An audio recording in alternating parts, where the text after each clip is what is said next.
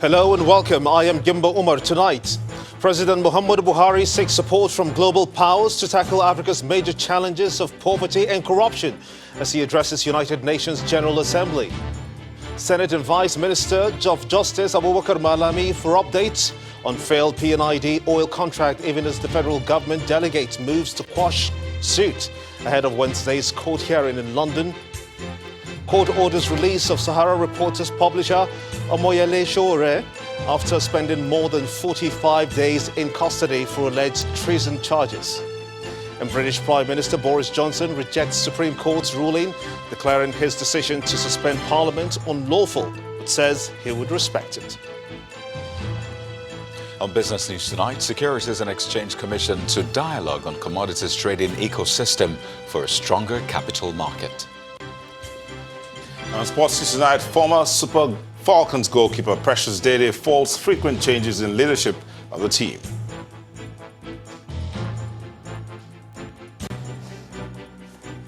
And from Abuja, federal lawmakers seek special funding for security agencies to tackle the security challenges in the country.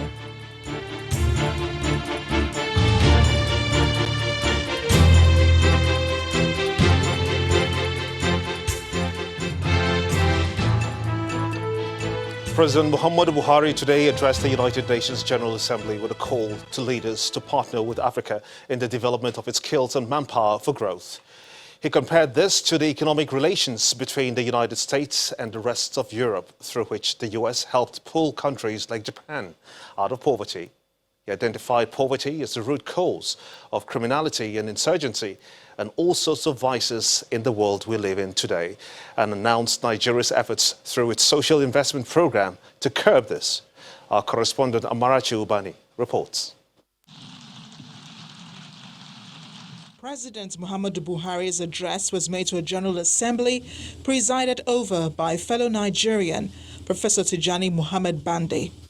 In his address, which was brief and straight to the point, President Buhari addressed the issue of poor economic development in Africa, calling on leaders to replicate partnerships in Europe on the continent.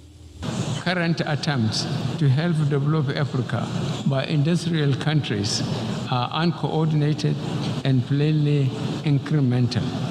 We have the skills, the manpower, and the natural resources, but in many instances, we lack the capital.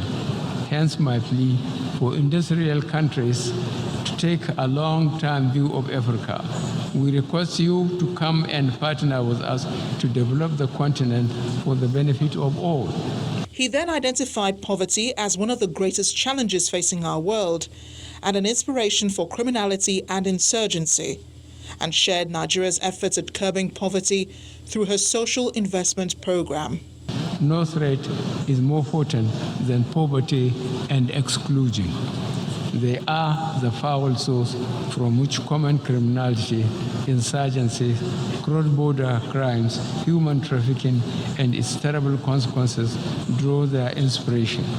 Nigeria has developed a national social investment program, a pro-poor scheme that targets the poorest and most vulnerable households in the country.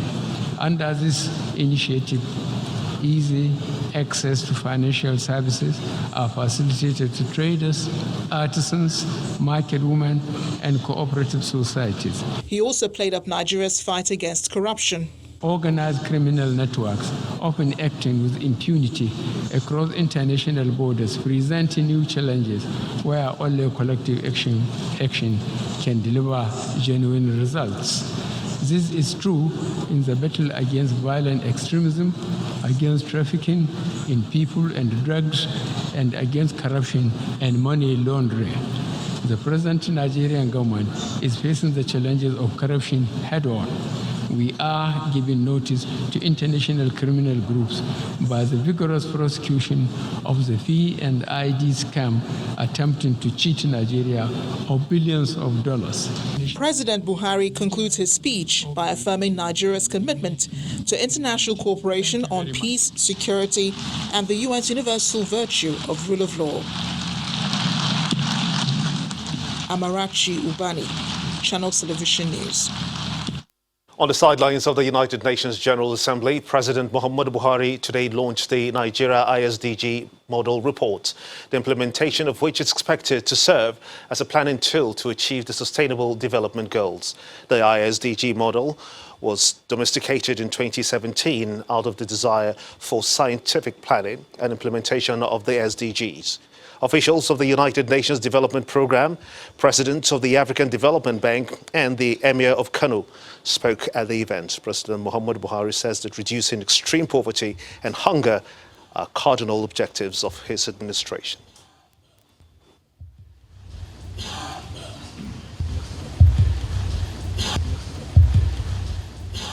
Back here in Nigeria, the Senate is set to invite the Attorney General of the Federation, the Minister of Justice, Abubakar Malami, to the National Assembly to brief relevant committees on the award of $9.6 billion by the UK court to Process and Industrial Development Limited, PNID.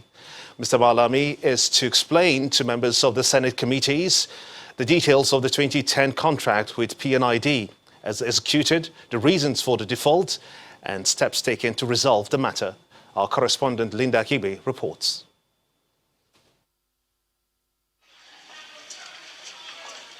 The lobby of the National Assembly is once again a hive of activities, a signal that plenary sessions have recommenced in the Senate and House of Representatives. The Senate is resuming after a 2-month recess, a week later than the House of Representatives. Inside the Senate chamber, there's exchange of pleasantries between colleagues. A lot rests on the 9th Senate and indeed the 9th Assembly to provide leadership, effective oversight and people-centered legislation to face up to the worrying economic, social and security challenges distressing Nigerians. The Senate resolve. Senate President Ahmed Lawan appears to be mindful of these problems and he prompts his colleagues to rise up to the challenges. The spread of kidnapping, ethnic conflicts, rural and highway banditry, herdsmen and farmers' conflict, and cattle rustling in land are disturbing to the Senate. It is time we probably review our security architecture. A federal lawmaker brings to the attention of his colleagues the controversial judgment by a UK court awarding $9.6 billion to Process and Industrial Development Limited, PNID, over a default in the gas supply and processing agreement. Pained that the damages awarded to P&ID are manifestly excessive, exorbitant, punitive, and a big threat to the economic well-being and security of Nigeria. The Senate then makes a decision to invite the Attorney General of the Federation and Minister of Justice, Abubakar Malami, to brief relevant committees on the award of $9.6 billion by a UK court to Process and Industrial Development Limited, PNID. The upper chamber is also inviting the Ministers of Police Affairs and Interior, Mr. Meigari Dengiyadi, and Mr. Rauf Aregbesola to address the Senate on the deteriorating conditions of our nation's police colleges in the country. Mr. President, the sponsor of the motion says he is particularly disturbed over the state of the police college in Tai local government area of Rivers State. Worried that the police college at Tai local government area, Rivers State, has been allowed to deteriorate virtually in all areas of its taxes. Meanwhile, it appears that the Medium-Term Expenditure Framework, MTEF, is not in the possession of the Senate, contrary to the assurance by the Senate President that the executive has sent the planning document to the Senate. Senator Lawan tells lawmakers that the upper chamber is awaiting the presentation of the budget and MTEF. Linda Akibi, Channels Television News. Meanwhile, the federal government delegation has been making swift moves for a possible resolution to the PNID legal battle in the UK. The Nigerian delegation, led by the Minister of Justice, Abubakar Malami, has been meeting with investors, financial institutions and energy firms in London ahead of tomorrow's hearing that will see a British court rule on the government's efforts to fight the PNID $9 billion arbitration claim. The country's delegation also includes the Central Bank Governor, Mr. Godwin Emefiele, and Minister of Information and Culture, Lai Mohammed. Our London correspondent, Juliana Olayenka, spoke with some of them. Very serious lessons have been learned that Nigerians must learn to really look at contracts, and Nigerians in the course of signing contracts and agreements that you must put your country first. Unfortunately, this is a case where those who signed this agreement did not put Nigeria first, and hence Nigeria has been on the back foot, and we're trying to see what can be done to return Nigeria back to the front position and be in control of this, because this is purely fraud, and we believe with all the evidence that has been put together, the foundation of this case can be destroyed. We're here today because we want to ensure that the enforcement is stayed off, and also to appeal the entire, award. On what basis and what grounds would we be appealing? On grounds of fraud, corruption, and irregularities. And the beauty of it is that time does not run against fraud. If your basis for challenging a contract or an arbitration award is on grounds of fraud, it does not matter when this comes up. And we've been able to discover that there are a lot of monetary inducement between the parties, between some officials of the Ministry of Petroleum Resources and the PNID. To other stories now, a federal high court has ordered the release of the convener of the #RevolutionNow protest, Mr. Omoyele Sowore.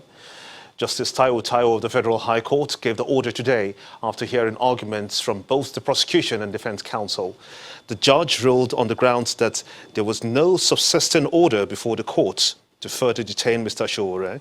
Our correspondent, Amaka Okafo, reports. On the 8th of August 2019, Justice Taiwo, sitting as the vacation judge, gave an order to the Department of State Services to detain the convener of the Revolution Now protest, Mr. Omoyele Sowore, for 45 days. Immediately, his lawyer, Mr. Femi Falana, filed a bail application, but that was not heard. On Friday, September 20, 2019, the federal government filed a 7-count charge of treasonable felony and money laundering against the publisher of Sahara Reporters. The next day, Saturday, September 21st, the 45 days detention order expired. Today, September 24th, the Department of State Services approached the court with a motion seeking for 20 days extension of the detention order.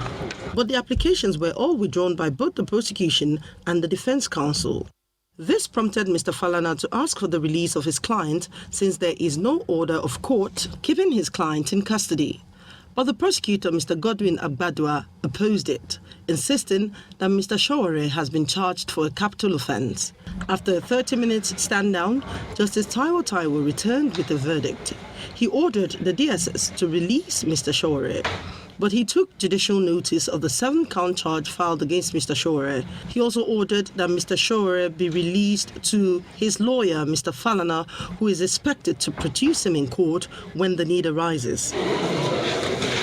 He also ordered Mr. Sowore to deposit his travel documents with the registrar of the Federal High Court within 48 hours of the order. While Mr. Falana is optimistic of his client's release, the prosecutor was not available for a reaction. We are going to apply for a copy of the order, an raw copy of the order, so that we can serve same on the State Security Service with a view to having our client released today, in line with the orders of the court. Mr. Sowore was picked up on the eve of his planned protest across the country with the #RevolutionNow. Amaka Okafo, Channels Television News. In part 2, after the break, Africans rewrite their story with the launch of the Africa Center during the 2019 Future Africa Forum in New York. Stay with us.